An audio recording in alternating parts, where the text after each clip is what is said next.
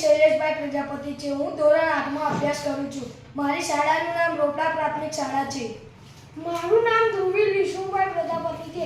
હું ધોરણ 8માં અભ્યાસ કરું છું. મારી શાળાનું નામ રોપડા પ્રાથમિક શાળા છે. વિભાગ 4 પ્રત્યયન અને વાહન વ્યવહાર.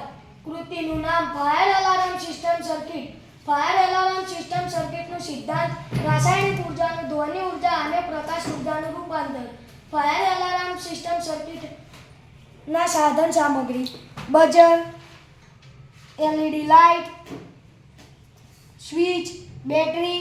ફાયર એલાર્મ સર્કિટ પરિપથ: fire alarm circuit, buzzer, LED, battery અને સ્વિચ.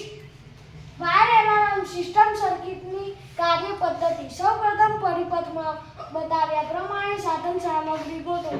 ઉપર બતાવ્યા પ્રમાણે સર્કિટને કનેક્ટ કરો અને LED સાથે બઝર પરની અસરો જુઓ.